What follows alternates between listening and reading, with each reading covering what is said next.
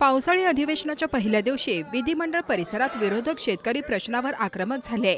विरोधी पक्षाच्या आमदारांनी आंदोलन करत शेतकरी विरोधी महायुती सरकारचा धिक्कार असो असे म्हणत सरकारच्या विरोधात जोरदार निदर्शने केली।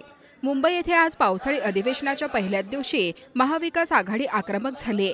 विधान भवनाच्या पायऱ्यांवर शेतकऱ्यांची कर्जमाफी झाली पाहिजे यासाठी आंदोलन केले।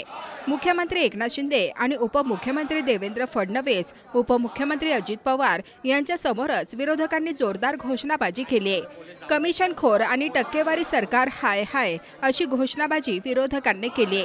शेतकऱ्यांची वीज बिलं माफ केली पाहिजे, शेतकऱ्यांची कर्जमाफी झालीच पाहिजे, कृषी मंत्र्यांच्या जिल्ह्यात बळीराजाचा बळी, कोरडा डोळा कोरडी विहीर, दुष्काळग्रस्त शेतकऱ्यांना कोण देणार धीर, शेतकरी विरोधी महायुती सरकारचा धिक्कार असो, शेतकरी उपाशी महायुती सरकार तुपाशी अशा विविध घोषणा लिहिलेले फलक हाती घेत शेतकऱ्यांना न्याय मिळालाच पाहिजे, शेतकऱ्यांची कर्जमाफी झालीच पाहिजे, शेतकऱ्यांचे वीज बिल माफ झालेच पाहिजे अशी जोरदार घोषणाबाजी करत आंदोलन केले।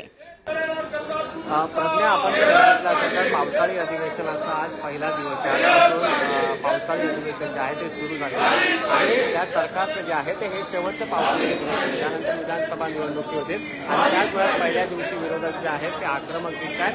शेतकऱ्यांची कर्जमाफी या विषयावर खरं तर विधानभवनाच्या पायऱ्यांवर विरोधक जे आहेत ते सरकारच्या विरोधात घोषणाबाजी करताना मिळतात। यावेळी विरोधकांनी जे आहे ते हातात फलक घेतले, कोरडा डोळा दुष्काळग्रस्त शेतकऱ्यांना कोण देणार नाही, त्याचसोबत शेतकरी विरोधी महाराष्ट्र सरकारचा धिक्कार होतो, त्याचसोबत कृषी मंत्र्यांच्या जिल्ह्यात बळीराजाचा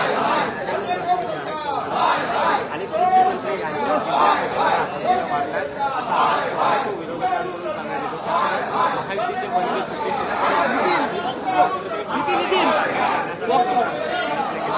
हे पावसाळी अधिवेशन जे आहे ते मागणी करण्याची